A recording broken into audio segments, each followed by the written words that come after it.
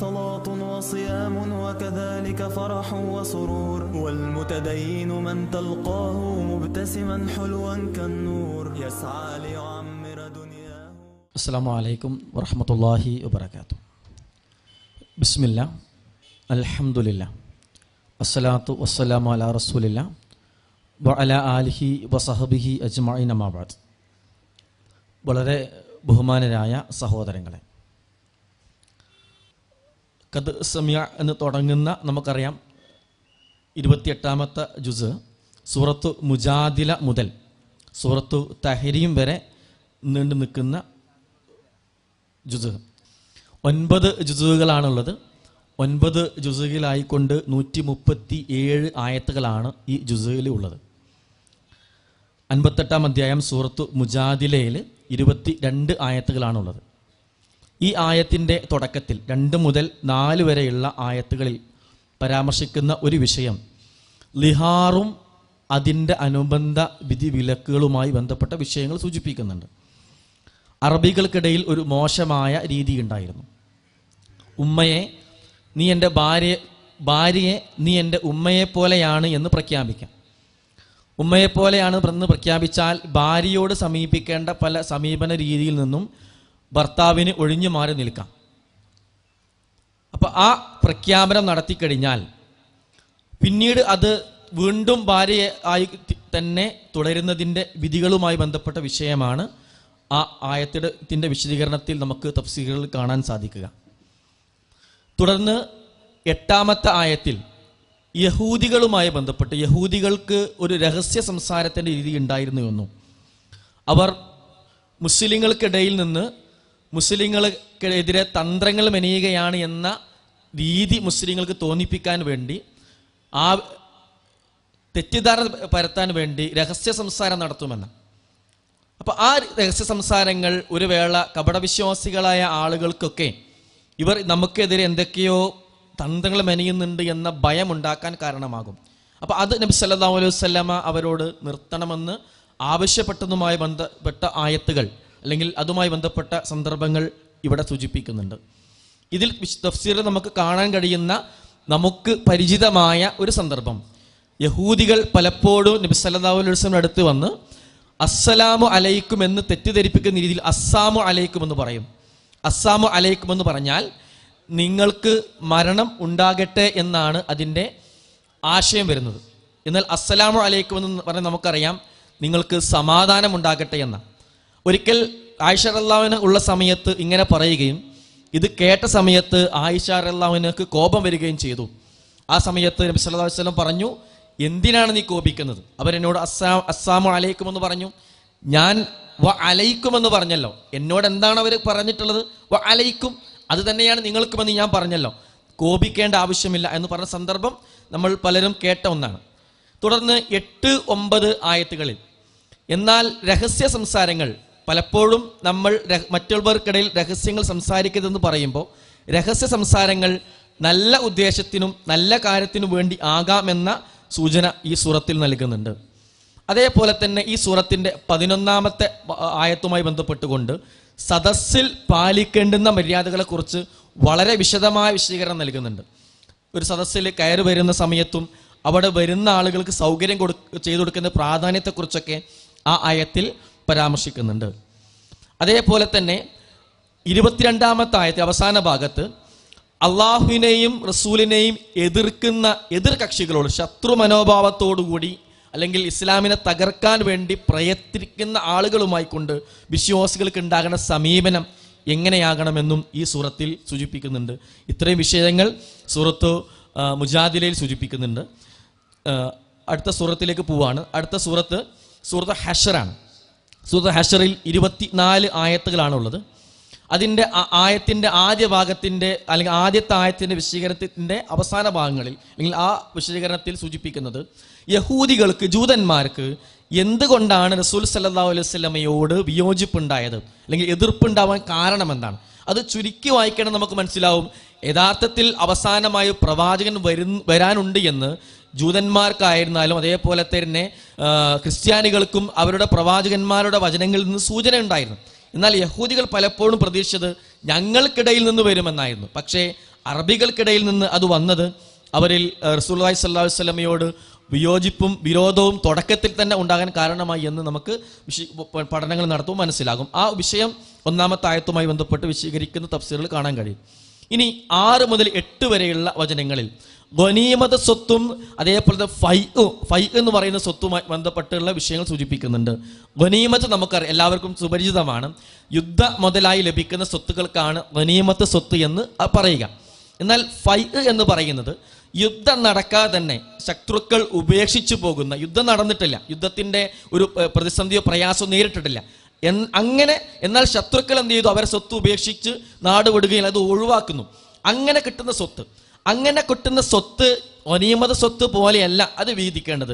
അത് വീതിക്കേണ്ട രീതി എന്ത് ചെയ്യുന്നുണ്ട്? കൃത്യമായി പറയുന്നുണ്ട്. ഗനീമത്ത് സ്വത്ത് നമുക്കറിയാം, അത് 5 ഭാഗമായി കൊണ്ട് വീതിക്കണം എന്നുള്ളതും അതിൽ 4 ഭാഗവും യുദ്ധത്തിൽ പങ്കെടുത്ത ആളുകൾക്കും ബാക്കിയുള്ള ഭാഗം റസൂൽ സല്ലല്ലാഹു അലൈഹി വസല്ലമയും അദ്ദേഹത്തിന്റെ കുടുംബത്തിനും അനാഥകൾക്കും സാധുക്കൾക്കും വഴിപോക്കർക്കും ഈ രീതിയിലാണ് അത് വീതിക്കേണ്ടത്. ഇതിൽ 5ാമത് ഗനീമത്ത് സ്വത്ത് വീതിക്കുന്ന 5ാമത്തെ വിഭാഗമായിട്ടുള്ള റസൂലുള്ളാഹിയും കുടുംബവും അനാഥകളും സാധുക്കളും വഴിപോക്കരും ഇങ്ങനെ അടങ്ങുന്ന ഈ വിഭാഗത്തിന് മാത്രമാണ് ഫൈ എന്ന് പറയുന്നത്. അതായത് യുദ്ധം നടക്കാതെ ലഭിക്കുന്ന സ്വത്ത് ഇവർക്ക് മാത്രമുള്ളതാണ്. അതല്ലാതെ ഗനീമത്ത് സ്വത്ത് വീതിക്കുന്നത് പോലെ യുദ്ധത്തിൽ പങ്കെടുത്തവർക്ക് അതിൽ നിന്ന് വീതം കൊടുക്കേണ്ടതില്ല എന്ന വിശദീകരണം നമുക്ക് തഫ്സീറിൽ വായിക്കുന്ന സമയത്ത് മനസ്സിലാക്കാൻ കഴിയുമെന്നുള്ളതാണ്. അതുമായി ബന്ധപ്പെട്ട സൂചനകൾ പ്രത്യേകിച്ച് 7ാമത്തെ ആയത്തിൽ പരാമർശിക്കുന്നുണ്ട്. ഇനി 18 മുതൽ 20 വരെയുള്ള ആയത്തുകളിൽ സൂറത്ത് ഹശ്റിൽ നമ്മൾ കേട്ടിട്ടുള്ള വളരെ ഒരുപാട് ക്ലാസ്സിൽ കേട്ടൊരു ആയത്താണ് നാളേക്ക് എന്ത് സമ്പാദിച്ചു എന്ന് നമ്മളെ ഓർമ്മപ്പെടുത്തുന്ന ആയത്ത്. അതേപോലെ തന്നെ ഖുർആൻ ഒരു മലക്ക് മുകളിൽ ഇറങ്ങിയിരുന്നുവെങ്കിൽ എന്ന് പരാമർശിച്ചുകൊണ്ട് സൂചിപ്പിക്കുന്ന അതിൻ്റെ ഏറ്റവും അവസാന ഭാഗത്ത് ഖുർആൻ വചനങ്ങളുടെ ഗൗരവം നമ്മളെ ഓർമ്മപ്പെടുത്തുന്ന ഒരു ഭാഗവും നമുക്ക് സൂറത്ത് ഹശ്റിൽ കാണാൻ സാധിക്കും. സൂറത്ത് മുംതഹിനയിൽ 13 ആയത്തുകളാണുള്ളത്. 60ാമത്തെ അധ്യായമാണ്. അതിൽ 3 മുതൽ 5 വരെയുള്ള ആയത്തുകളിൽ ഇസ്ലാമിൻ്റെ ശത്രുക്കളുമായിക്കൊണ്ട് ഒരു പ്രത്യക്ഷത്തിൽ നേർക്കുനേർ ശത്രുത വെച്ച് പുലർത്തുന്ന അല്ലെങ്കിൽ ശത്രുത പ്രവർത്തനം നടത്തിക്കൊണ്ടിരിക്കുന്ന, പ്രയാസമുണ്ടാക്കിക്കൊണ്ടിരിക്കുന്ന ആളുകളുമായിക്കൊണ്ട് സ്നേഹബന്ധം പാടില്ല എന്ന രീതിയിലുള്ള വിശദീകരണം നമുക്ക് കാണാൻ കഴിയും. അതേപോലെ തന്നെ അവിശ്വാസികളുമായിട്ടുള്ള, പ്രത്യേകിച്ച് അവിശ്വാസികളുമായ സ്ത്രീകളെ വിവാഹം ചെയ്യുന്നതുമായി ബന്ധപ്പെട്ട വിഷയങ്ങൾ സൂറത്ത് 10ന്റെ തഫ്സീറുകൾ വിശദീകരണം നമുക്ക് എന്ത് ചെയ്യാൻ പറ്റും? കാണാൻ കഴിയും. ആ 2 കാര്യങ്ങളാണ് മുംതഹിനയിൽ നിന്ന് പ്രത്യേകം പറയാൻ വേണ്ടി എടുത്തിട്ടുള്ളത്. ഇനി സൂറത്ത് സൊഫിൻ്റെ 61ാം അധ്യായമാണ്. 14 ആയത്തുകളാണുള്ളത്. അതിൻ്റെ 2-3 ഭാഗങ്ങളിൽ പ്രവർത്തിക്കാത്ത കാര്യങ്ങൾ മറ്റുള്ളവർ ഉപദേശിക്കുന്നത് പറഞ്ഞു നടക്കുന്ന ആളുകളോടുള്ള അള്ളാഹുവിൻ്റെ കോപത്തിൻ്റെ ഗൗരവം സൂചിപ്പിക്കുന്നുണ്ട്. അതേപോലെ തന്നെ യുദ്ധത്തിലാണെങ്കിലും നമസ്കാരത്തിലാണെങ്കിലും ഒരു ഒറ്റക്കെട്ടായിക്കൊണ്ട് അണിയണിയായിക്കൊണ്ട് നന്മയിൽ മുന്നേറണമെന്ന് സൂചിപ്പിക്കുന്ന ഭാഗം അതിൻ്റെ 4ാമത്തെ ആയത്തിൽ നമുക്ക് കാണാൻ കഴിയും. ഇനി സൂറത്ത് ജുമുഅ നമ്മൾ എല്ലാ വെള്ളിയാഴ്ചകളും കേൾക്കുന്ന സൂറത്താണ്. അതിൻ്റെ 1 മുതൽ 4 വരെയുള്ള ആയത്തുകളിൽ റസൂൽ സല്ലല്ലാഹു അലൈഹി വസല്ലമയെ നിയോഗിച്ചതിൻ്റെ ലക്ഷ്യങ്ങളും ആവശ്യങ്ങളും സൂചിപ്പിക്കുന്നുണ്ട്. 6-7 ആയത്തുകളിൽ യഹൂദികളുടെ അവകാശവാദം എന്ന് വെച്ചാൽ യഹൂദികൾ പലപ്പോഴും പറയുന്നൊരു അവകാശവാദമാണ്, ഞങ്ങളാണ് അള്ളാഹുവിനോട് ഏറ്റവും അടുത്ത ആളുകൾ, അങ്ങനെയെങ്കിൽ നിങ്ങൾ ഒന്ന് മരണത്തെ ആഗ്രഹിക്കും, അല്ലെങ്കിൽ നിങ്ങൾ ആ രീതിയിൽ ആഗ്രഹിക്കുകയാണെങ്കിൽ നിങ്ങൾക്ക് എന്ത് ചെയ്യാൻ പറ്റും? സത്യം മനസ്സിലാകും. എന്തേ നിങ്ങൾ ആഗ്രഹിക്കാത്തെന്നൊക്കെ പറയുന്ന രീതിയിൽ നമുക്ക് എന്ത് ചെയ്യാൻ പറ്റും? ആ ഭാഗം അവിടെ കാണാൻ കഴിയും. അതേപോലെ തന്നെ 9-10 ആയത്തുകൾ നമുക്കറിയാം, വെള്ളിയാഴ്ചയിൽ ജുമുഅക്ക് വിളിക്കപ്പെട്ടാൽ കച്ചവടം മതിയാക്കി ജുമുഅക്ക് പോകണം, അല്ലെങ്കിൽ നമ്മുടെ ഏർപ്പാടുകൾ മതിയാക്കി പോകണമെന്നുള്ള ഗൗരവപരമായി സൂചിപ്പിക്കുന്ന ഭാഗം നമുക്കവിടെ കാണാൻ കഴിയും. ഇനി സൂറത്ത് മുനാഫിക്കുൻ 11 ആയത്തുകളാണ് ആ സൂറത്തിലുള്ളത്. ആയത്തിൻ്റെ 1 മുതൽ 8 വരെയുള്ള ആയത്തുകൾ കപടവിശ്വാസികളുടെ വാക്കുകളും അവരുടെ സമ്പ്രദായങ്ങളും രീതികളും സൂചിപ്പിക്കുന്നുണ്ട്. 9 മുതൽ 10-11 ആയത്തുകളിൽ മരണത്തിന് മുമ്പ് അള്ളാഹു നൽകിയിട്ടുള്ള അനുഗ്രഹങ്ങൾ നാം അള്ളാഹുവിൻ്റെ മാർഗ്ഗത്തിൽ ഉപയോഗപ്പെടുത്തണം, അല്ലാത്ത പക്ഷം നമ്മൾ ഖേദിക്കുകയും വീണ്ടും സമയം ആവശ്യപ്പെടുകയും അള്ളാഹിനോട് ആവശ്യപ്പെടും എന്ന രീതിയിൽ എന്ത് ചെയ്യുന്നുണ്ട്? ആ ഭാഗങ്ങൾ നമുക്ക് അവിടെ കാണാൻ കഴിയുമെന്നുള്ളതാണ്. ഇനി തഗാബുൻ, സൂറത്ത് തഗാബുൻ അതിൻ്റെ 18 ആയത്തുകളാണ് വരുന്നത്. അതിൻ്റെ 7ാമത്തെ ആയത്തുമായി ബന്ധപ്പെട്ടുകൊണ്ട് പുനരുദ്ധാരം, ഇനിയുള്ളൊരു ലോകം ഇല്ല എന്ന് അവിശ്വാസികൾ പറയുന്നതുമായി ബന്ധപ്പെട്ട ഭാഗം സൂചിപ്പിക്കുന്നുണ്ട്. 16ാമത്തെ ആയത്തിൽ പിശുക്കിൽ നിന്ന് രക്ഷപ്പെട്ടവർ അവരാണ് വിജയികൾ. അള്ളാഹുവിൻ്റെ മാർഗത്തിൽ ചെലവഴിക്കുന്ന വിഷയങ്ങളിൽ നിന്ന് രക്ഷപ്പെട്ടവർ അവർക്ക് എന്ത് ചെയ്യാൻ പറ്റും, അവർ വിജയിക്കുമെന്ന് പറയുന്ന ഭാഗം സൂചിപ്പിക്കുന്നുണ്ട്.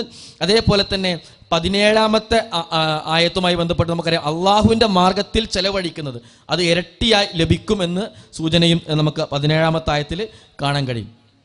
ഇനി സൂറത്ത് ത്വലാഖ്, ശരിക്ക് ഈ ഒരു സൂറത്ത് മാത്രം ഒരുപാട് ആഴത്തിൽ അല്ലെങ്കിൽ കുറഞ്ഞ സമയം കൊണ്ട് ഒരുപാട് സമയം കൊണ്ട് വിശദീകരിക്കേണ്ട ഒരു സൂറത്താണ് എന്നാണ് ഞാൻ മനസ്സിലാക്കുന്നത്. അതിലെ വിഷയങ്ങൾ മാത്രം പറയാണ്. ഒന്നാമത്തിലെ ആദ്യത്തെ ആയത്തുകളൊക്കെ വലിയ ആയത്തുകൾ വലിയ വിശദീകരണമുള്ള ഭാഗമാണ്. ഒന്നാമത്തെ ആയത്തിൽ സ്ത്രീകളെ മോചനവും അതേപോലെ ചെലവ്, പാർപ്പിടം മുതലായ വിഷയങ്ങൾ സൂചിപ്പിക്കുന്നുണ്ട്.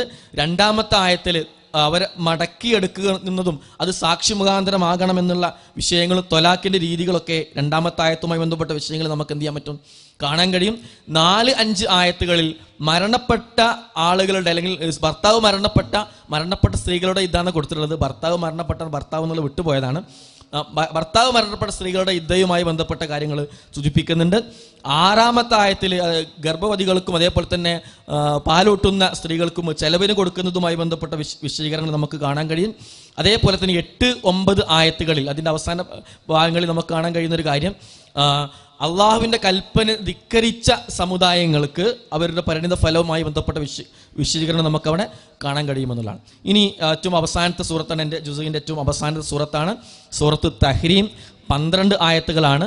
അതിൻ്റെ ആദ്യ ആയത്തിൽ ഉത്തമമായ ഒരു കാര്യത്തിന് വേണ്ടിയിട്ട് അല്ലെങ്കിൽ ആ കാര്യത്തിന് എതിരായിക്കൊണ്ട് സത്യം പറഞ്ഞു അല്ലെങ്കിൽ അതിനെ സത്യപ്പെടുത്തി കഴിഞ്ഞാൽ, ഉത്തമമായ കാര്യത്തിന് എതിരായിക്കൊണ്ട് സത്യപ്പെടുത്തി കഴിഞ്ഞാൽ അല്ലെങ്കിൽ അതിന് ചെയ്തു കഴിഞ്ഞാൽ അത് പൊറുക്കപ്പെടാനുള്ള കഫാറത്തിനെ കുറിച്ചിട്ട് കൃത്യമായി എന്ത് ചെയ്യുന്നുണ്ട്, വിശദീകരിക്കുന്ന ഒരു ചരിത്രവുമായി ബന്ധപ്പെട്ട വിഷയമാണ്.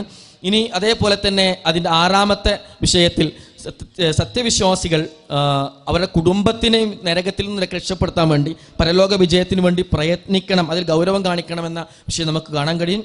അതേപോലെ തന്നെ 8-ാമത്തെ ആയത്തിൽ അവിശ്വാസികളോടും കപടവിശ്വാസികളോടും ധർമ്മസമരം നടത്തണം എന്ന വിഷയവും 10-ാമത്തെ ആയത്തിൽ അവസാനം വരുന്ന ഭാഗങ്ങളിൽ കൃത്യമായിക്കൊണ്ട് ദുർവൃത്തികളായിട്ട് അല്ലെങ്കിൽ മോശപ്പെട്ട 2 സ്ത്രീകളെ പരിചയപ്പെടുത്തുന്നുണ്ട്.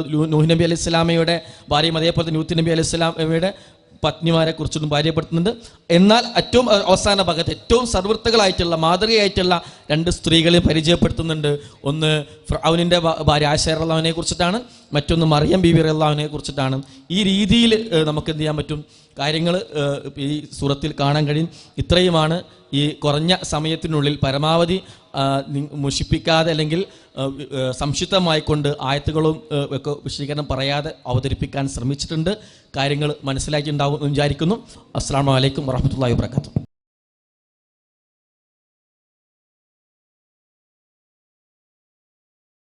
അസ്സലാമു അലൈക്കും വറഹ്മത്തുള്ളാഹി വബറകാതുഹു. ബിസ്മില്ലാഹിർ റഹ്മാനിർ റഹീം. അൽഹംദുലില്ലാഹിൽ വാഹിദിൽ അഹദ് അൽ ഫർദിസ് സമദ് അല്ലദീ ലം യലിദ് വലം യൂലദ് വലം യകുൽ ലഹു കുഫുവൻ അഹദ്. നഹ്മദുല്ലാഹ വനസ്തഈനുഹു വനുഅ്മിനു ബിഹി വനതവക്കലു അലൈഹി വനഊദു ബില്ലാഹി മിൻ ശുറൂരി അൻഫുസിനാ വമിൻ സയ്യിആതി അഅ്മാലിനാ.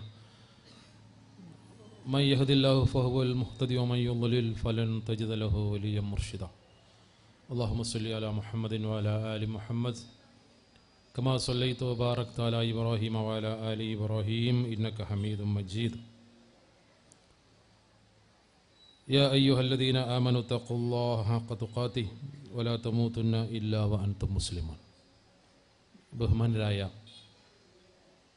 പണ്ഡിതന്മാരെ, കാരണവന്മാരെ, സഹോദരങ്ങളെ,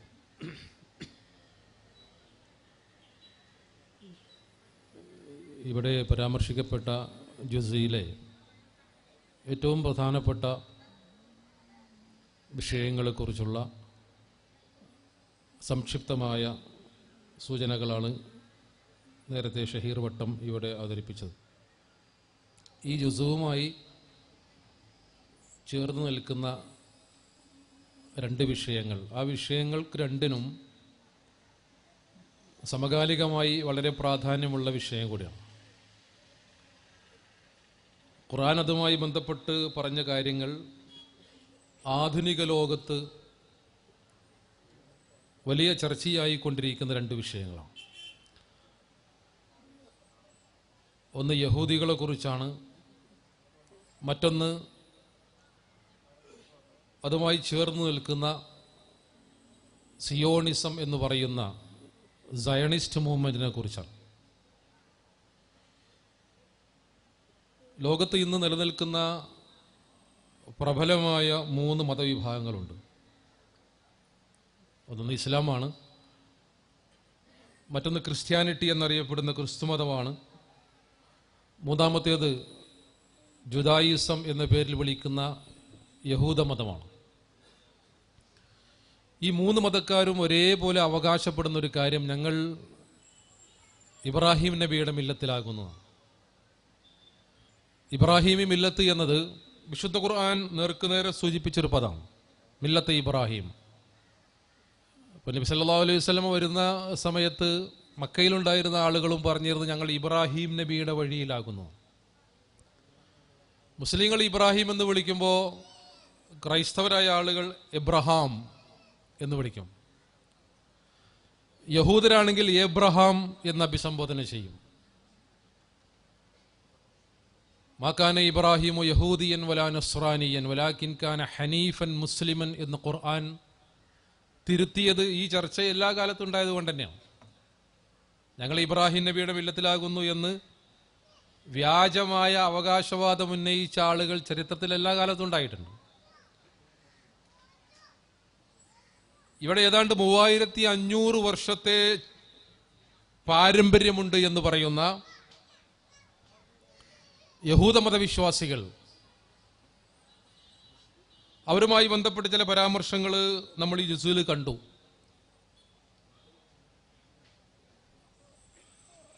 വംശാവലിയുടെ പ്രാധാന്യം പറഞ്ഞുകൊണ്ട് ജന്മനാൽ അവർക്കുള്ള പ്രത്യേകമായ അവകാശാധികാരങ്ങളെക്കുറിച്ച് പറഞ്ഞുകൊണ്ട് അവരുടെ വാഗ്ദത്ത ഭൂമിയെക്കുറിച്ച് സംസാരിച്ചുകൊണ്ട് ഒക്കെ ഇന്ന് ലോകത്ത് നടന്നുകൊണ്ടിരിക്കുന്ന ഒട്ടനേകം പ്രശ്നങ്ങൾക്ക് പിറകിൽ ചരിത്രപരമായ ഈ കാര്യങ്ങൾ കൂടി നിൽക്കുന്നുണ്ട്. ഇബ്രാഹിം നബി അലൈഹി ഇസ്ലാമിൻ്റെ പുത്രനായി വരുന്ന ഇസ്ഹാഖ് നബി അലൈഹി സ്വലാത്തു വസ്സലാം, പിന്നീട് യാക്കൂബ് നബി അലൈഹി സ്വലാത്തു വസ്സലാം. യാക്കൂബ് നബി അലൈഹി സ്വലാമിൻ്റെ മറ്റൊരു പേരാണ് ഇസ്രായേൽ എന്ന് പറഞ്ഞാൽ, ബനു ഇസ്രായേൽ. വിശുദ്ധ ഖുർആൻ ആ രൂപത്തിൽ അത് പരാമർശിച്ചിട്ടുണ്ട്. അദ്ദേഹത്തിന് 12 മക്കളുണ്ടായിരുന്നുവെന്നും അങ്ങനെ ഗോത്രങ്ങളായി പിൽക്കാലത്ത് അവർക്കിടയിലുണ്ടായിരുന്ന ഒട്ടേറെ ചരിത്ര ഭാഗങ്ങൾ ഖുർആൻ പരാമർശിക്കുന്നതായിട്ട് കാണാൻ കഴിയും. അപ്പോൾ ഈ 2 വിഷയങ്ങളും ചരിത്രത്തിൽ വലിയ പ്രാധാന്യമുള്ള വിഷയങ്ങളാണ്. എബ്രായ ഭാഷ, എബ്രായ ഭാഷയിൽ ഇസ്ര എന്ന് പറഞ്ഞാൽ അടിമ, ദാസൻ എന്നൊക്കെയാണ് അർത്ഥം. ഈൽ എന്ന് പറഞ്ഞാൽ ഇലാഹ്, ആരാധ്യൻ. അപ്പൊ ഇസ്രായേൽ എന്ന് പറഞ്ഞാൽ അബ്ദുള്ള എന്നാണ് ശരിക്കും അതിൻ്റെ എബ്രായ അർത്ഥം. അബ്ദുള്ള എന്നതിന് എബ്രായ ഭാഷയിൽ പറയാവുന്ന അർത്ഥമാണത്.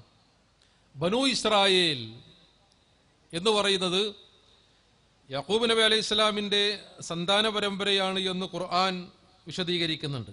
വിശുദ്ധ ഖുർആനിൽ ഏതാണ്ട് 16 തവണ യാക്കൂബ് നബി അലൈഹി സ്വലാമിനെ കുറിച്ചുള്ള പരാമർശങ്ങളുണ്ട്.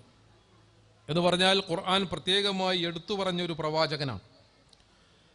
അവിടെ നിന്ന് നമ്മളിങ്ങനെ ചരിത്രം വായിച്ചു വരുമ്പോൾ നമുക്ക് കാണാൻ കഴിയും, യൂസുഫ് നബി അലൈഹി സ്വലാത്തു വസ്സലാം യാക്കൂബ് നബിയുടെ മക്കളിൽ പ്രത്യേകമായി വിശുദ്ധ ഖുർആനിൽ നഹ്നു നഖുസ്സു അലൈക അഹ്സനൽ ഖസസ്, പൂർണ്ണമായും ആദ്യാവസാനം ഒരു കഥ പറയുന്നത് പോലെയുള്ള ചരിത്ര കഥനമാണ്. തുടക്കം മുതൽ അവസാനം വരെ ഖുർആൻ അങ്ങനെ കണ്ടിന്യൂസ് ആയി പറഞ്ഞൊരു സംഭവം വേറല്ല, ഇത്ര ദീർഘമായി.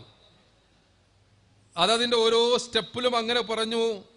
യൂസുഫ് നബി അലൈഹി സ്വലാമിനെ കുറിച്ച് വിശുദ്ധ ഖുർആൻ പറയുന്നുണ്ട്. ഏതാണ്ട് 400 മുതൽ 450 വർഷം വരെ ഈജിപ്തിൽ അടിമകളായി യൂസുഫ് നബി അലൈഹി സ്വലാം വരുമ്പോൾ അവിടുത്തെ അവസ്ഥ നമുക്കറിയാം. മൂസ നബി അലൈഹി സ്വലാം അതിനുശേഷം പ്രവാചകനായി വരുമ്പോൾ അവിടെ 2 വിഭാഗമാണുള്ളത്. ഒന്ന് ഖിബുത്തികൾ എന്നറിയപ്പെടുന്ന പരമ്പരാഗതമായി ഭരണം കൈയാളിയിരുന്ന രാജവംശമാണൊന്ന്. അതാണ് ചരിത്രത്തിൽ കോപ്റ്റിക് വംശം എന്ന് പറയാം, ഖിബുത്തികൾ. മറ്റൊന്ന് അവര് അടിമവേലയ്ക്ക് വേണ്ടി ഉപയോഗിച്ചിരുന്ന ഒരു വലിയ ജനസമൂഹം, അതാണ് ഇസ്രായേലിയർ എന്ന് പറഞ്ഞാൽ. അപ്പോൾ നമ്മൾ ഈജിപ്തിലൊക്കെ ഇപ്പോഴും പോയി കഴിഞ്ഞാൽ ഈ പിരമിഡുകളൊക്കെ കാണാൻ കഴിയും. ഇന്നും നമ്മൾ അത്ഭുതപ്പെട്ടു പോകും. ഇത്ര വലിയ ഒറ്റക്കല്ലിൽ തീർത്ത കരിങ്കല്ലിൻ്റെ വലിയ സ്തൂപങ്ങളും അതേപോലെ തന്നെ കല്ലുകളും പില്ലറുകളുമൊക്കെ വലിയ ഉയരത്തിൽ ഉയർത്തിയിട്ടാണ് അത് പണിതിട്ടുള്ളത്. എങ്ങനെയാണ് ക്രെയിനുകളൊന്നും ഇല്ലാത്തൊരു കാലത്ത് അത് സ്ഥാപിച്ചത് എന്നത് വലിയ അത്ഭുതകരമായൊരു കാര്യമാണ്. അത് ഖിബ്തികളായ ആളുകൾ ഇസ്രായേലിനെ കൊണ്ട് അടിമവേല ചെയ്യിച്ച് മനുഷ്യരെ കൊണ്ട് മൃഗങ്ങളൊക്കെ പോലെ പണിയെടുപ്പിച്ച് നിർമ്മിച്ച വലിയ മന്ദിരങ്ങളായിരുന്നു. അവരുടെ ഓർമ്മ നിലനിർത്താൻ ആവശ്യമായ രാജാലങ്കാരത്തോടു കൂടിയ കെട്ടിടങ്ങളായിരുന്നു പിരമിഡ് എന്നൊക്കെ പറഞ്ഞാൽ. അവരെ മോചിപ്പിക്കാനാണ് പിന്നീട് ബനൂ ഇസ്രായേലിൽ മൂസാ നബി അലൈഹി സ്വലാം കടന്നു വരുന്നത്. ഈസാ നബി അലൈഹി സ്വലാത്തു വസ്സലാമിന് ശേഷം മൂസാ നബി അലൈഹി സ്വലാത്തു വസ്സലാം കടന്നു വരികയാണ്. ഇങ്ങനെ കടന്നു വരുമ്പോൾ ഈ വിഭാഗത്തെ നമുക്ക് പിന്നീട് നമ്മൾ കാണുന്നത് മൂസാ നബി അലൈഹി സ്വലാമിൻ്റെ കൂടെ അവർ രക്ഷപ്പെട്ട് ചെങ്കട താണ്ടി അപ്പുറം കടന്ന് അങ്ങനെ അവർക്കൊരു വാഗ്ദത്ത ഭൂമിയുണ്ട് എന്ന് പറഞ്ഞ് ആ വാഗ്ദത്ത ഭൂമിക്ക് വേണ്ടി അവരുടെ പ്രവാചകന്റെ കൂടെ പോകുന്ന ചരിത്രമൊക്കെ ഖുർആൻ വിശദീകരിക്കുന്നുണ്ട്. സീനായി മരുഭൂമിയിൽ അവർ അള്ളാഹു പ്രത്യേകമായി അവർക്ക് മന്നയും സിൽവയും ഇറക്കി കൊടുത്തതും അത് പോരാന്ന് പറഞ്ഞു പിന്നെ പച്ചക്കറികൾ ചോദിച്ചതും, ഇദ്ഹബ് അൻത വറബ്ബുക ഫഖാതില ഇന്നാ ഹാഉനാ ഖാഇദൂൻ എന്ന് പറഞ്ഞത്, നീയും നിന്റെ റബ്ബും പോയി യുദ്ധം ചെയ്തോ, ഞങ്ങളിവിടെ ഇരുന്നോളാം എന്ന് പറഞ്ഞത്. അങ്ങനെ നന്ദി കെട്ട ഒരു വർഗമായി, അനാവശ്യമായ ചോദ്യങ്ങൾ ചോദിക്കുന്ന ഒരു വർഗമായി പിന്നെ അവർ ചരിത്രത്തിൽ ഇങ്ങനെ പാർശ്വവൽക്കരിക്കപ്പെടുകയാണ്. അവരുടെ ഒരു പ്രത്യേകതയാണ്, ഒന്ന് അവർ വംശാവലിയിൽ അഭിരമിക്കുന്ന ആളുകളാണ്. അതേപോലെ തന്നെ ഞങ്ങളാണ് സ്വർഗത്തിന്റെ അവകാശികൾ എന്ന് അവകാശപ്പെടുന്ന ആളുകളാകുന്നു. അതേപോലെ സ്വർഗം ഞങ്ങൾക്ക് അനന്തരമായി അള്ളാഹു പ്രത്യേകമായി നിർണയിച്ചു വെച്ചിരിക്കുകയാകുന്നു എന്ന് വാദിക്കുന്ന ആളുകളാകുന്നു. വിശുദ്ധ ഖുർആൻ സൂറ മാഇദയിലെ 18-ാമത്തെ ആയത്തിൽ വഖാലത്തിൽ യഹൂദു വന്നസ്വാറ നഹ്നു അബ്നാഉല്ലാഹി വഅഹിബ്ബാഉഹു എന്ന് പറയുന്നു. യഹൂദരും ക്രൈസ്തവരും ഉന്നയിച്ചൊരു വാദമാണത്. ഞങ്ങൾ അള്ളാഹുവിൻ്റെ മക്കളെപ്പോലെയാകുന്നു, അല്ലെങ്കിൽ ഇഷ്ടജനങ്ങളെപ്പോലെയാകുന്നു, അവന് പ്രിയപ്പെട്ടവരാകുന്നു, അതുകൊണ്ട് ഞങ്ങൾക്ക് സ്വർഗമില്ലെങ്കിൽ പിന്നെ ആർക്കാണ് സ്വർഗം എന്ന് പറയുന്ന വംശപാരമ്പര്യത്തിൻ്റെയും അമിതമായ അവകാശവാദങ്ങളുടെയും ഒരു ജനതയായിട്ടാണ് പിന്നീട് നമ്മൾ അവരെ ചരിത്രത്തിൽ കാണുന്നത്. ഇത് പിൽക്കാലത്ത് 19-ാം നൂറ്റാണ്ടിൽ 1992-ൽ 20-ാം നൂറ്റാണ്ടിലൊക്കെ ഇപ്പോൾ ഉദാഹരണമായിട്ട് വിശുദ്ധ ജനത എന്ന പദവിക്ക് വേണ്ടി വാദിക്കുന്ന അവർക്കിടയിലെ പ്രത്യേകമായ ചില അവകാശവാദങ്ങൾ ഉന്നയിച്ചുകൊണ്ട് യൂറോപ്പിൽ രൂപം കൊണ്ട ഒരു സംഘടനയുടെ പേരാണ് ജൂ genealogical society of great Britain, 1992 JGSGB എന്ന് പറയുന്നത്. മുൻകാലത്ത് യഹൂദർ ഉന്നയിച്ച അവകാശവാദങ്ങൾ അതേപോലെ ഉന്നയിക്കുന്ന പ്രത്യേക സംഘങ്ങളും സംഘടനകളും പിൽക്കാലത്തും ചരിത്രത്തിൽ ഉണ്ടായി എന്നുള്ളതാണ്. അതിന് ഉദാഹരണമാണ് ഈ ജീനിയോളജി എന്ന് പറഞ്ഞാൽ വംശപാരമ്പര്യമാണ്. ഞങ്ങൾ പരമ്പരാഗതമായി ഇതിന് അവകാശപ്പെട്ട ആളുകളാകുന്നു. ഈ അവകാശവാദം ഉന്നയിക്കുന്നത് പറഞ്ഞാൽ അതിന് യാതൊരു അസ്ലുമില്ല. ഉദാഹരണമായിട്ട് നോക്കൂ, നിങ്ങൾ 10 കൽപ്പനകൾ എന്ന പേരിൽ വേദപുസ്തകം അവരോട് പറയുന്ന ഏറ്റവും പ്രധാനപ്പെട്ട കൽപ്പനകൾ പോലും ചരിത്രത്തിൽ അവർ ലംഘിക്കുന്നതായിട്ടാണ് നമ്മൾ കാണുന്നത്. ഇപ്പോൾ ക്രൈസ്തവരായ ആളുകൾ പഴയ വേദപുസ്തകം, പഴയ നിയമം എന്ന് പറഞ്ഞുകൊണ്ട് അവർ വിശ്വസിക്കുന്ന തൗറാത്ത്, നമ്മുടെ നാട്ടിലൊക്കെ തൗറാത്ത് എന്ന പദം പഴയ ആളുകളൊക്കെ പറയൽ തന്നെ പഴയത് എന്ന, അത് തൗറാത്താണ് സാധനം എന്ന് പറയല്ലോ, പഴയ നിയമം. അതേപോലെ തന്നെ ഇഞ്ചീൽ എന്നറിയപ്പെടുന്ന പുതിയ നിയമം. ഈ 2 നിയമങ്ങളെയും ക്രൈസ്തവ വേദഗ്രന്ഥങ്ങൾ, ക്രൈസ്തവ മതവിശ്വാസികൾ അംഗീകരിക്കുന്നുണ്ടെങ്കിലും യഹൂദരും ക്രൈസ്തവരുമൊക്കെ പിൽക്കാലത്ത് അവരുടെ ഈ മതാധ്യാപനങ്ങളിൽ നിന്ന് മാറിപ്പോകുന്നതായിട്ട് കാണാൻ കഴിയും. ഉദാഹരണമായിട്ട് ഈ തൗറാത്ത് എന്ന് പറയുന്ന ഓൾഡ് ടെസ്റ്റമെന്റ്, അതായത് പഴയ പതിപ്പ് എന്ന് പറയുന്നതിൽ ഈ 10 കൽപ്പനകളിൽ 1-ാമത്തെ കൽപ്പന നമുക്ക് ഇങ്ങനെ വായിക്കാം: ഞാനല്ലാതെ അന്യ ദൈവങ്ങൾ നിങ്ങൾക്കുണ്ടാകരുതെന്നാണ്. 2-ാമത്തെ കൽപ്പന: മീതെ ആകാശത്തിലോ താഴെ ഭൂമിയിലോ ഭൂമിക്കടിയിൽ വെള്ളത്തിലോ യാതൊന്നിൻ്റെയും പ്രതിമ നീ ഉണ്ടാക്കരുത്. നീ അവയെ നമസ്കരിക്കുകയോ അവയെ സേവിക്കുകയോ ചെയ്യരുതെന്നാണ്. എന്ന് പറഞ്ഞാൽ കറക്റ്റ് ഏകദൈവ വിശ്വാസമാണ് 10 കൽപ്പനകളിൽ ആദ്യമായി. ഇപ്പൊ സൂറത്ത് തോഹയൊക്കെ വായിച്ചാൽ നമുക്ക് കൃത്യമായിട്ട് മനസ്സിലാക്കും.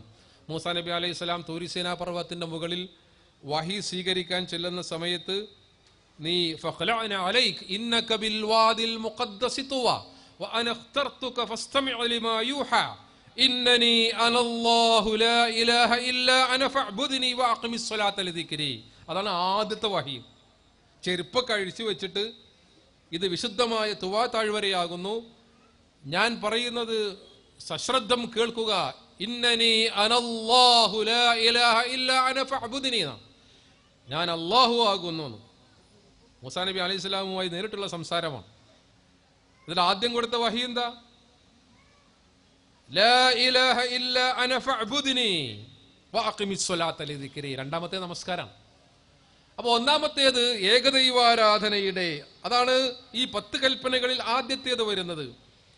അതിൽ നിന്ന് പിൽക്കാലത്ത് വേദഗ്രന്ഥം നൽകപ്പെട്ട ആളുകൾ എന്നുള്ള നിലയിൽ ക്രൈസ്തവ യഹൂദ മതവിഭാഗങ്ങൾ വ്യതിലിച്ചു പോകുന്നതായിട്ട് നമുക്ക് കാണാൻ കഴിയും. അപ്പോൾ പാരമ്പര്യം അവകാശപ്പെടുന്നല്ലാതെ വേദഗ്രന്ഥത്തോട് നീതി പുലർത്തുവാൻ അവർക്ക് സാധിച്ചില്ല എന്നുള്ളത് ഒരു സത്യമായി നിലനിൽക്കുകയാണ്. അതേപോലെ തന്നെയാണ് 10 കൽപ്പനകളിൽ 7ാമത്തേത് കൊല്ലരുത് എന്നാണ്.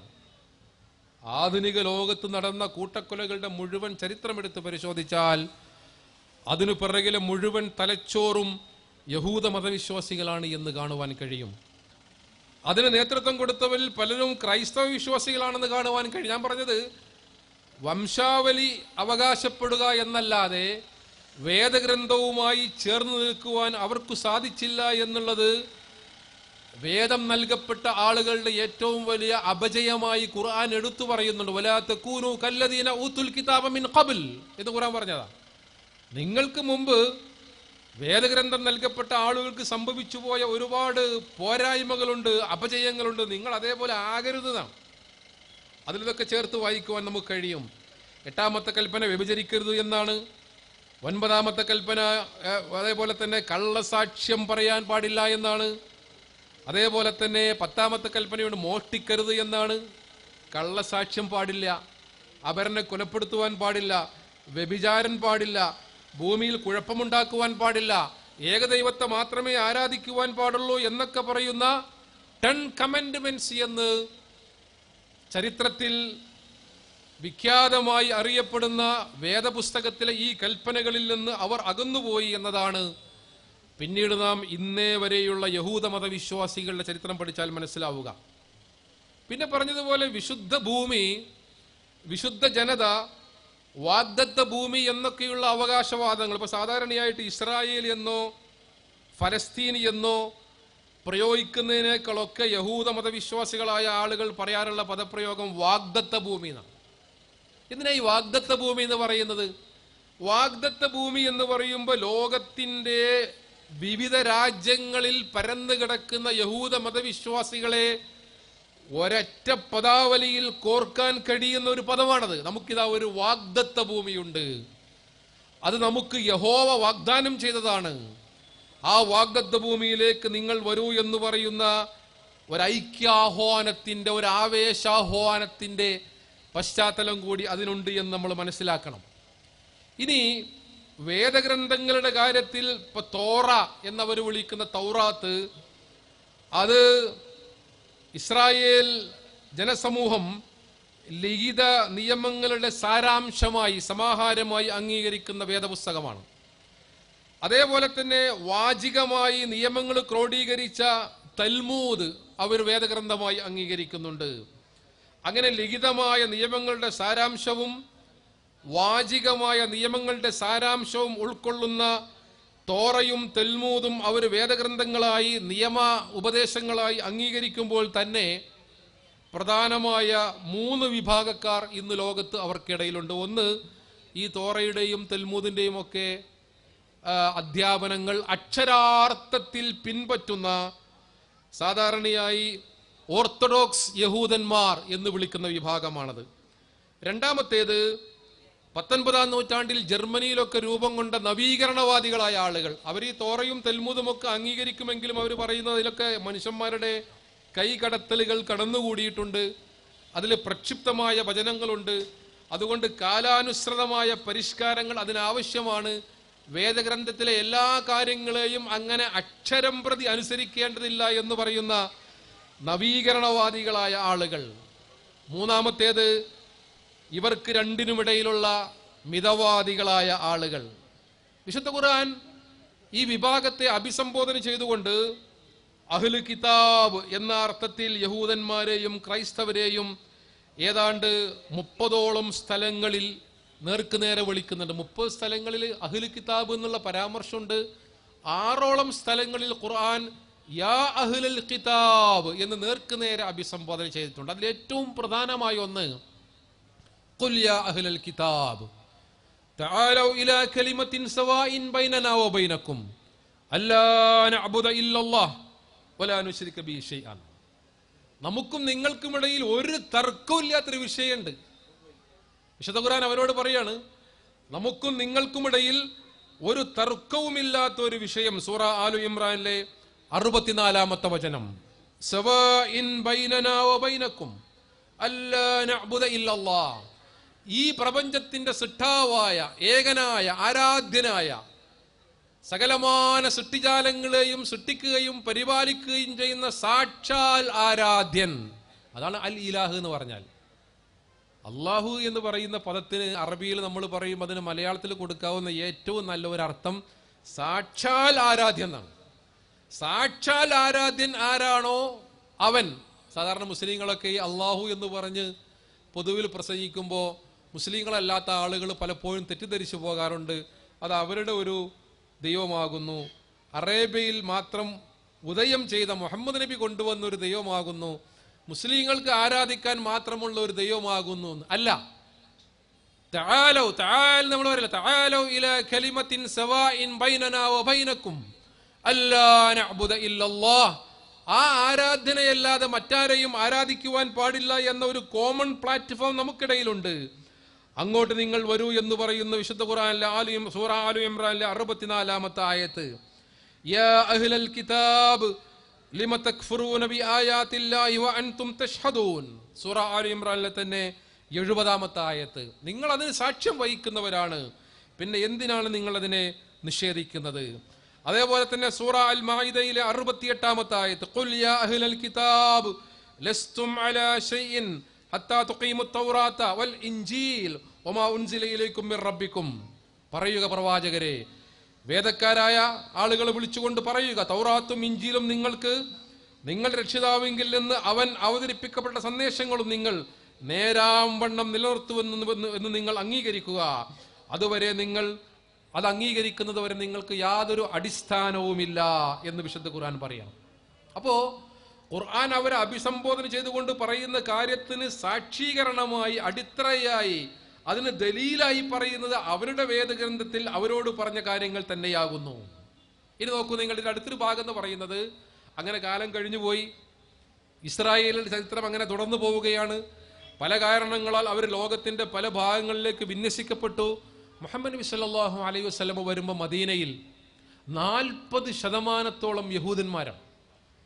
മറ്റൊരു 40% ഉള്ളത് ബഹുദൈവ വിശ്വാസികളായ ആളുകളും ക്രൈസ്തവരുമായ ആളുകളാണ്. മക്കയിൽ നിന്ന് മദീനയിലേക്ക് വന്ന മുഹാജിറുകളും അവരെ സ്വീകരിച്ച അൻസാറുകളും ഒരു 15-20% ഇടയിലേ ഉള്ളൂ. പക്ഷെ അന്ന് മദീനയിലെ അവസ്ഥ എന്താ? അന്ന് മദീനയിൽ എന്ന് പറഞ്ഞാൽ മദീനയിലെ സാമൂഹികവും രാഷ്ട്രീയവുമായ അന്തരീക്ഷം വളരെ കലുഷിതമായിരുന്നു. മദീന സാമ്പത്തികമായി പിന്നോക്കമായിരുന്നു. മുനാഫിക്കുകളായ ആളുകൾ അധികാരം പിടിച്ചടക്കുന്നതിന് വേണ്ടി അങ്ങനെ പിൽക്കാലത്ത് പ്രശ്നമുണ്ടാക്കുന്നതൊക്കെ അധികാരമില്ലാത്ത, രാജാവില്ലാത്ത ഒരു രാജ്യമായി മദീന ഇങ്ങനെ തുടരുകയായിരുന്നു. അവിടെ അധികാരം കിട്ടിയാൽ തിരക്കടില്ല എന്ന് വിചാരിച്ചുകൊണ്ട് നടക്കുന്ന ചില ആളുകളുണ്ടായിരുന്നു. പക്ഷേ നബി സല്ലല്ലാഹു അലൈഹി വസല്ലം അതിലെത്തിയപ്പോൾ പ്രവാചകനെ അവർ ഒരു നേതാവായി, രാഷ്ട്രനായകനായി അംഗീകരിക്കുകയാണ്. അങ്ങനെയാണ് മദീന എന്ന് പറയുന്ന നഗരരാഷ്ട്രം ഉണ്ടാക്കുന്നത്. മദീന എന്ന് പറയുന്ന നഗരരാഷ്ട്രം റസൂലുള്ളാഹി സ്വല്ലല്ലാഹു അലൈഹി വസല്ലം ഉണ്ടാക്കുമ്പോൾ നമ്മൾ ആധുനികമായി പഠിക്കേണ്ട ഒരുപാട് പാഠങ്ങൾ അതിലുള്ളതിൽ ഒന്ന്, ആദ്യം പ്രവാചക തിരുമേനി സല്ലല്ലാഹു അലൈഹി വസല്ലം അവർക്കിടയിൽ മദീന ചാർട്ടർ എന്ന് പറയുന്ന വലിയൊരു കരാറുണ്ടാക്കി. 47ഓളം ആർട്ടിക്കിളുകളാണ് ആ കരാറിൽ. അതിൽ 23ഓളം ആർട്ടിക്കിളുകൾ എന്ന് പറഞ്ഞാൽ, അനുച്ഛേദങ്ങൾ എന്ന് പറഞ്ഞാൽ മുഹാജിറുകളും അൻസാറുകളും തമ്മിലുള്ള കരാറുകളാണ്. കാരണം ഔസ്, ഗസ്റജ് എന്നൊക്കെ പറയുന്ന ഗോത്രങ്ങൾക്കിടയിൽ വലിയ വൈരം നിലനിൽക്കുന്ന കാലഘട്ടമാണ്. ഗോത്രമഹിമ അവരുടെ സംസ്കാരത്തിന്റെ ഭാഗമായിരുന്നു. യുദ്ധം അവരുടെ സംസ്കാരത്തിന്റെ ഭാഗമായിരുന്നു. തറവാട്ട് മഹിമ എന്ന് പറയുന്നത് അവരുടെ രക്തത്തിൽ അലിഞ്ഞു ചേർന്ന് കിടക്കുന്ന ഒന്നായിരുന്നു. അങ്ങനെ ഗോത്രപ്പകയുടെയും കുടിപ്പകയുടെയും കുലമഹിമയുടെയും ഒക്കെ വലിയ ആവേശോജ്വലമായ പാട്ടുകൾ പാടി അതിൽ അഭിരമിച്ച് കഴിഞ്ഞിരുന്ന ഒരു സമൂഹത്തെ നബി സല്ലല്ലാഹു അലൈഹി വസല്ലമ ഒന്നാക്കി മാറ്റുകയാണ്. അവർക്കിടയിൽ പ്രവാചകൻ തിരുമേനി സല്ലല്ലാഹു അലൈഹി വസല്ലമ സാഹോദര്യം സ്ഥാപിച്ചു. മുഹാജിറുകളെ അൻസ്വാറുകൾ സ്വീകരിച്ചു. അവരൊന്നായി മാറി. നമുക്കറിയാവുന്ന ചരിത്രം. പിന്നീട് അതിൽ പറയുന്ന 24ഓളം ആർട്ടിക്കിളുകൾ അവിടെയുള്ള ഇതര മതസ്ഥരായ ആളുകളുടെ കാര്യത്തിലാണ് നബി സല്ലല്ലാഹു അലൈഹി വസല്ലമ എഴുതി തയ്യാറാക്കുക. അത് നബിയോട് ഒറ്റയ്ക്ക് പ്രഖ്യാപിക്കല്ല. ബഹുമത വിശ്വാസികളായ ഒരു സമൂഹത്തിൽ അവരുടെ നേതാക്കന്മാരെ വിളിച്ച് അവരുടെ കൂടി അഭിപ്രായങ്ങൾ ആരാഞ്ഞ് അവരുടെ സമ്മതത്തോടു കൂടി മദീന എന്ന് പറയുന്ന രാഷ്ട്രം നമ്മുടേതാണ്. ഈ രാഷ്ട്രത്തെ ആരെങ്കിലും പുറത്തുനിന്ന് ആക്രമിച്ചാൽ നമ്മൾ മദീന നിവാസികൾ എന്നുള്ള നിലയിൽ എല്ലാവരും ഒരുമിച്ച് അതിനെതിരെ പോരാടണം. അതിനകത്ത് നമ്മളെല്ലാവരും ഒന്നാണ്. പക്ഷേ പിന്നീട് നാം കാണുന്നത് മദീനയിലെ യഹൂദരായ ആളുകൾ പിൽക്കാലത്ത് ആ കരാറിൽ നിന്ന് പിൻവാങ്ങുകയും ആ രാജ്യത്തെ അസ്ഥിരപ്പെടുത്തുന്നതിന് സമീപത്തുള്ള മദീനയുടെ ശത്രുക്കളുമായും അതേപോലെ മക്കയിലുള്ള ഖുറൈശികളുമായും ഒക്കെ രഹസ്യ സംഭാഷണങ്ങൾ നടത്തി ഉള്ളിൽ നിന്ന് ശത്രുവിനെ സഹായിക്കുന്ന രൂപത്തിൽ പണിയെടുത്തപ്പോഴാണ് പ്രവാചക തിരുമേനി സല്ലല്ലാഹു അലൈഹി വസല്ലമ ഇപ്പൊ ഖൈബറിലെ യുദ്ധവുമായി ബന്ധപ്പെട്ടൊക്കെ ഇസ്ലാമിനെ ഒരുപാട് വിമർശിക്കുന്ന ആളുകളുണ്ട്. ഖൈബറിലെ യഹൂദന്മാർ എന്താ ചെയ്തത്? ഖൈബർ എന്ന് പറഞ്ഞാൽ കാർഷികമായി വലിയ കാർഷിക വിളകളുള്ള സമൃദ്ധിയിൽ നിൽക്കുന്ന കോട്ടകളുടെ നാടാണ് ഖൈബർ എന്ന് പറഞ്ഞാൽ. മദീനയിൽ നിന്ന് ഏതാണ്ട് ഒരു 170 കിലോമീറ്റർ ദൂരെയാണ് ഖൈബർ എന്ന് പറഞ്ഞാൽ. അവിടെയുള്ള യഹൂദന്മാര് മക്കയിലുള്ള ഖുറൈശികളുമായും സമീപത്തുള്ള മദീന വിരുദ്ധ ഗോത്രങ്ങളുമായും രഹസ്യമായി ചർച്ച നടത്തി മദീനയെ ആക്രമിക്കാൻ വേണ്ടി പദ്ധതിയിട്ടപ്പോഴാണ് ഖൈബർ യുദ്ധം ഉണ്ടാകുന്നത്. അങ്ങനെയാണ് മദീനയിൽ യഹൂദന്മാർ മറുപക്ഷത്തായി മാറുന്നത്. അവിടെ പ്രവാചക തിരുമേനി സല്ലല്ലാഹു അലൈഹി വസല്ലമ ആ രാഷ്ട്ര സുരക്ഷയ്ക്ക് വേണ്ടിയുള്ള നീക്കങ്ങൾ നടത്തുകയുണ്ടായി. അതാണ് മദീന കാലഘട്ടവുമായി ബന്ധപ്പെട്ട് ചുരുക്കി സൂചിപ്പിക്കുവാനുള്ളത്. ഇനി ആധുനിക കാലത്തേക്ക് വന്നാൽ ഈ യഹൂദന്മാരുടെ സംരക്ഷണത്തിന് വേണ്ടി യഹൂദന്മാർ തങ്ങളുടെ വാഗ്ദത്ത ഭൂമിയാണ് എന്ന് കരുതുന്ന ഫലസ്തീനിൽ ഒരു ജൂതരാഷ്ട്രം സ്ഥാപിക്കുന്നതിന് വേണ്ടി പരിശ്രമിക്കുന്ന രാഷ്ട്രീയ മുന്നേറ്റമായി 1897 രൂപം കൊണ്ട പ്രസ്ഥാനമാണ് സയണിസം എന്ന് പറയുന്നത്. സിയോണിസ്റ്റ് പ്രസ്ഥാനം എന്ന് പറയുന്നത് തിയോഡർ ഹെർസൽ എന്ന് പറയുന്ന അതിന്റെ സ്ഥാപകൻ 1897 ആദ്യത്തെ സയണിസ്റ്റ് കോൺഗ്രസ് സ്വിറ്റ്സർലാൻഡിലെ ബേസലിൽ നടക്കുകയുണ്ടായി. അതോടുകൂടിയാണ് യഹൂദന്മാരുടെ വാഗ്ദത്ത ഭൂമിയായ ഫലസ്തീനിലേക്ക് അവരെ കുടിയിരുത്തണമെന്ന അവകാശവാദം വളരെ ശാസ്ത്രീയമായി ഉന്നയിക്കപ്പെടുന്നത്. 1917 ബാൽഫർ ഡിക്ലറേഷൻ ഉണ്ടായി. അത് ബ്രിട്ടൻ അവർക്ക് വേണ്ടി പ്രത്യേകമായ ഒരു പ്രഖ്യാപനം നടത്തി. ഒന്നാം ലോക മഹായുദ്ധ കാലത്ത് യഹൂദന്മാരെ കൂടെ നിർത്തുവാൻ വേണ്ടി അവർക്കൊരു ഓഫർ കൊടുക്കുകയാണ് ബ്രിട്ടൻ. ഈ യുദ്ധം കഴിഞ്ഞാൽ നിങ്ങൾക്ക് പ്രത്യേകമായ ഒരു രാഷ്ട്രം ഞങ്ങൾ നൽകും. ബാൽഫർ എന്ന് പറഞ്ഞാൽ അന്നത് ഡിക്ലെയർ ചെയ്ത ആളുടെ പേരാണ്, ബ്രിട്ടന് വേണ്ടി. അപ്പൊ ബാൾഫർ ഡിക്ലറേഷന്റെ ഭാഗമായി 1930കളോടുകൂടി പലസ്തീനിലേക്ക് യഹൂദന്മാർ പ്രവഹിക്കുവാൻ തുടങ്ങി. 1948 മെയ് 14 ഇസ്രായേൽ എന്ന് പറയുന്ന രാജ്യം യഹൂദന്മാർക്ക് വേണ്ടി പ്രത്യേകമായി സംസ്ഥാപിക്കുകയുണ്ടായി. അവിടെ ഫലസ്തീനികളുടെ രാജ്യത്ത് ഒരു രാജ്യം സ്ഥാപിക്കുമ്പോൾ നമ്മൾ നമ്മുടെ നാട്ടിലൊക്കെ ആണെങ്കിൽ ഒരു പഞ്ചായത്താണെങ്കിലും അതിന് അതിർത്തി ഉണ്ടാകും, അതിൻ്റെ ഒരു ടെറിട്ടറി ഉണ്ടാകും. അതിൻ്റെ വടക്കേതാണ്, പടിഞ്ഞാറേതാണ്, കിഴക്കേതാണ്, തെക്കേതാണെന്നൊക്കെ പറയും. പക്ഷേ ഈ രാജ്യത്തിന് പ്രത്യേകമായ അതിർത്തികളില്ലാതെ ഓരോ വർഷവും ഫലസ്തീനികളുടെ രാജ്യങ്ങൾ ഇങ്ങനെ അതിക്രമിച്ച് കടന്നുകൊണ്ട് ഈ സയണിസം ഫലസ്തീനിൽ അനധികൃതമായ കുടിയേറ്റം നടത്തുകയാണ്. അങ്ങനെ ഇന്ന് ലോകത്ത് നടന്നുകൊണ്ടിരിക്കുന്ന ഏറ്റവും വലിയ ക്രൂരതക്കും ഏറ്റവും വലിയ ആക്രമണത്തിനും അതേപോലെ തന്നെ വംശഹത്യക്കും സാക്ഷിയാകുന്ന രൂപത്തിൽ യഹൂദന്മാരുടെ പാരമ്പര്യമായ ഈ വംശാധിപത്യ പ്രഖ്യാപനം സയണിസം എന്ന പേരിൽ ഇന്ന് ലോകത്ത് എല്ലാവിധ മനുഷ്യ മൂല്യങ്ങളെയും ചവിട്ടി മതിച്ചുകൊണ്ട് മുന്നോട്ട് പോവുകയാണ്. ലോകത്ത് ഇന്ന് ഫാഷിസമായിരുന്നാലും സയണിസമായിരുന്നാലും ഇമ്പീരിയലിസമായിരുന്നാലും ക്യാപിറ്റലിസമായിരുന്നാലും ഇവരൊക്കെ ചെയ്യുന്നത് മനുഷ്യരുടെ അടിസ്ഥാനപരമായ എല്ലാ അവകാശങ്ങളെയും നിരാകരിക്കുകയും മനുഷ്യത്വത്തെ ചവിട്ടിമതിക്കുകയും അതേപോലെ തന്നെ മാനുഷിക മൂല്യങ്ങൾക്ക് യാതൊരു വിലയും കൽപ്പിക്കാതിരിക്കുകയും ചെയ്യുന്ന രൂപത്തിൽ മുന്നോട്ട് പോവുക എന്നുള്ള. ഇപ്പൊ നോക്കൂ നിങ്ങൾ, ഏതാണ്ട് 24,000 മനുഷ്യരെ പലസ്തീനിൽ ഈ സിയോണിസം എന്ന് പറയുന്ന പ്രസ്ഥാനം കൊന്നുതള്ളുകയുണ്ടായി. ഇസ്രായേലിൽ തന്നെ ഈ ഫലസ്തീനിൽ അക്രമം നടത്തിക്കൊണ്ടിരിക്കുന്ന ബെഞ്ചമിൻ നെതന്യാഹുവിന്റെ നേതൃത്വത്തിലുള്ള ഭരണകൂടവും അതിനെ പിന്താങ്ങുന്ന ആളുകളും യഥാർത്ഥ യഹൂദരല്ല എന്ന് വാദിക്കുന്ന തോറ യഹൂദരെന്ന് പറയുന്ന ഒരു വിഭാഗം യഹൂദരുണ്ട്. അവരിതിനെതിരെ പ്ലക്കാർഡുകളുമായി സമരങ്ങളുമായി ഇസ്രായേൽ ഭരണകൂടത്തിനെതിരെ ഒരു ഭാഗത്ത് പ്രതിഷേധം നടത്തുന്നുണ്ട്. പക്ഷെ അതൊന്നും ലോകത്തിനും മാധ്യമത്തിനും പ്രത്യക്ഷപ്പെടുകയില്ല. 24,000 മനുഷ്യരെ കൊന്നുതള്ളിയിൽ നോക്കൂ നിങ്ങൾ, 10,000-ഓളം പിഞ്ചു കുഞ്ഞുങ്ങളാണ്. ഇതാണ് ക്രൂരത. അന്യനെ ഉപദ്രവിക്കുവാൻ പാടില്ല, ആക്രമിക്കുവാൻ പാടില്ല, അന്യന്റെ മുതലുകൾ അപഹരിക്കുവാൻ പാടില്ല, അതേപോലെ തന്നെ ഒരക്രമത്തിനും കൂട്ടുനിൽക്കുവാൻ പാടില്ല എന്നൊക്കെ പറയുന്ന വേദഗ്രന്ഥത്തിന്റെ സിദ്ധാന്തങ്ങളിൽ നിന്ന് പൂർണ്ണമായും അകന്നു മാറുകയും എല്ലാ അനീതിയുടെയും അക്രമത്തിന്റെയും വക്താക്കളായി മാറുകയും ചെയ്തു എന്നതാണ് പിൽക്കാലത്ത് സൈനിസത്തിലൂടെ നാം യഹൂദമതത്തെ ദർശിക്കുന്ന രീതി എന്ന് പറയുന്നത്. മാധ്യമങ്ങളൊക്കെ എഴുതിയത് മിഠായി കടലാസിൽ മിഠായി പൊതിയുന്നത് പോലെ ഓരോ ദിവസവും 100 കുഞ്ഞുങ്ങളെ ഫലസ്തീനികൾ ഖബറിലേക്ക് ഇറക്കി വെക്കുന്നു എന്നാണ്. യുദ്ധ നിയമങ്ങളെപ്പോലും ലംഘിക്കുകയാണ്. നോക്കൂ നിങ്ങൾ, എവിടെ ബോംബ് വർഷിച്ചാലും ഏത് ഭാഗം തകർത്താലും ആശുപത്രികൾക്ക് മുകളിൽ ബോംബിടാൻ പാടില്ല എന്നുള്ളത് യുദ്ധ നിയമമാണ്. അങ്ങനെ രാജ്യം ചെയ്താൽ അത് വാർ ക്രൈമാണ്. UN കണക്ക് പ്രകാരം അത് യുദ്ധക്കുറ്റമാണ്. അങ്ങനെ ചെയ്ത രാഷ്ട്രത്തിന്റെ ഭരണാധികാരിയെ യുദ്ധക്കുറ്റ വിചാരണ നടത്തുന്നതാണ്. ഇന്റർനാഷണൽ കോർട്ട് ഓഫ് ജസ്റ്റിസ് ഒക്കെ ഇവിടെ ഉണ്ട് ഐക്യരാഷ്ട്ര സംഘടനയുടെ കീഴിൽ. പക്ഷെ ഒന്നും നടക്കുന്നില്ല. മാത്രമാണോ, നിയോനാറ്റൽ ICUകൾക്ക് ബോംബിട്ടു. പ്രായം തികയാതെ പ്രസവിച്ച കുഞ്ഞുങ്ങളെ പാർപ്പിക്കുന്ന ഓക്സിജൻ കൊടുത്ത് കിടത്തിയിരിക്കുന്ന നിയോനാറ്റൽ ICUകൾക്ക് ബോംബിട്ടു ഇസ്രായേൽ എന്ന് പറയുന്ന സയനിസ്റ്റ് രാജ്യം. ആംബുലൻസുകൾക്ക് നേരെ നിറയൊഴിച്ചു. മാത്രമാണോ, അതേപോലെ തന്നെ ICUകളിലേക്ക് ഓക്സിജൻ കൊണ്ടുപോകുന്ന പൈപ്പുകൾ മുഴുവൻ നശിപ്പിച്ചു.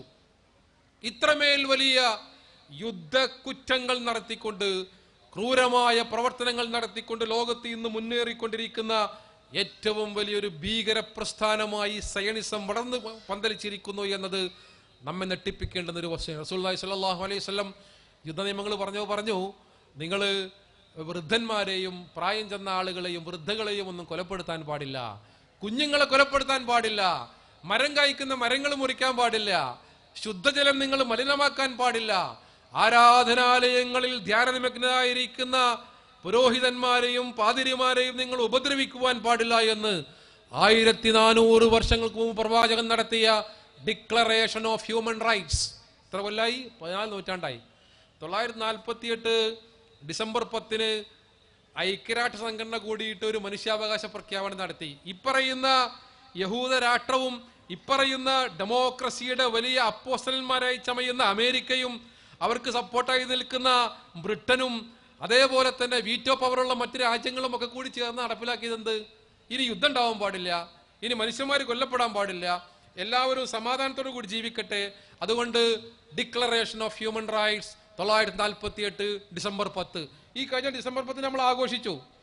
പക്ഷെ എന്താ, ഇന്ന് ഐക്യരാഷ്ട്ര സംഘടന എന്ന് പറഞ്ഞാൽ എത്ര മനുഷ്യന്മാർ കൊല്ലപ്പെട്ടു, അതിൽ എത്ര കുട്ടികളുണ്ട്, എത്ര വൃദ്ധന്മാരുണ്ട്, എത്ര സിവിലിയന്മാരുണ്ട് എന്നൊക്കെ കണക്കെടുക്കുന്ന വെറും കണക്കപ്പിള്ളയായി മാറിയിരിക്കുന്നു ഐക്യരാഷ്ട്ര സംഘടന. കാരണം എന്താ, UN പോലും നിയന്ത്രിക്കുന്നത്, ഐക്യരാഷ്ട്ര സംഘടനയുടെ റെസൊല്യൂഷനുകളെ സ്വാധീനിക്കുന്നത് ഈ പറയുന്ന സയണിസ്റ്റ് ലോബിയാകുന്നു എന്ന് നമ്മൾ കൃത്യമായി മനസ്സിലാക്കണം. വീറ്റോ പവർ എന്ന് പറഞ്ഞാൽ തന്നെ എല്ലാ അംഗരാഷ്ട്രങ്ങളും കൂടി ചേർന്നു എന്നിട്ടൊരു വെടിനിർത്തൽ പ്രഖ്യാപിച്ചു, താൽക്കാലികമായ യുദ്ധവിരാമം.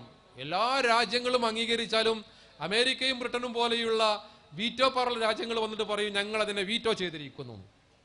സാധാരണ സൂപ്പർമാനെ കുറിച്ച് നമ്മൾ പറയാറുണ്ട്, അയാള് പാന്റിന് മുകളിലാണ് ട്രൗസർ ഇടുക എന്ന് പറയുന്ന പോലെയാണ് വീറ്റോ പവർ എന്ന് പറഞ്ഞാൽ ഈ നിയമങ്ങൾ മുഴുവൻ കാറ്റിൽ പറത്തുന്ന ജനാധിപത്യപരമായ രീതിയിലാണ് സിയോണിസം ലോകത്തിനു മുമ്പിൽ സംഹാര താണ്ഡവമാടിക്കൊണ്ടിരിക്കുന്നത് എന്നും അതിനു പിറകിൽ ഈ നേരത്തെ പറഞ്ഞതുപോലെയുള്ള ചരിത്രത്തിൽ നാം കാണുന്ന അവരുടെ അടിസ്ഥാനപരമായ വ്യതിചലനവും വ്യതിയാനവുമാണ് എന്ന് നമുക്ക് കാണുവാൻ കഴിയും. അതുകൊണ്ട് സഹോദരങ്ങളെ, സയണിസം എന്ന് പറയുന്നത് ഇന്ന് ലോകത്തെ ബാധിച്ചിരിക്കുന്ന ഏറ്റവും വലിയ ക്യാൻസറാണ്. ഒരു ചെറിയ ശതമാനം ആളുകൾ. പക്ഷെ ലോകത്തിൻ്റെ നിയമങ്ങൾ നിയന്ത്രിക്കുന്നത്, ലോകത്തിലെ വമ്പൻ രാഷ്ട്രങ്ങൾ നിയന്ത്രിക്കുന്നത്, ലോകത്ത് മറ്റു രാഷ്ട്രങ്ങൾ എങ്ങനെ മുന്നോട്ട് പോകണമെന്ന് നിയന്ത്രിക്കുന്നത് എല്ലാം സയണിസമാണ് എന്ന് മനസ്സിലാക്കുമ്പോഴാണ് ഇതിൻ്റെ വ്യാപ്തിയുടെ ആഴങ്ങളെക്കുറിച്ച് നമുക്ക് മനസ്സിലാക്കുവാൻ സാധിക്കുക. വിശുദ്ധ ഖുർആൻ ഇതുമായി ബന്ധപ്പെട്ട് നടത്തിയ പരാമർശങ്ങളെ കാലികമായി വായിക്കുവാനും അതിനെതിരെ ശക്തമായ പ്രതിരോധം തീർക്കുവാനും നമ്മുടെ ഈ ചർച്ച സഹായകമാകട്ടെ എന്ന് പ്രത്യാശിച്ചുകൊണ്ട് ഞാൻ എൻ്റെ വാക്കുകൾ അവസാനിപ്പിക്കുകയാണ്. വആഖിറു ദഅവാന അനിൽ ഹംദുലില്ലാഹി റബ്ബിൽ ആലമീൻ. വസ്സലാമു അലൈക്കും വറഹ്മത്തുള്ളാഹി വബറകാതുഹു.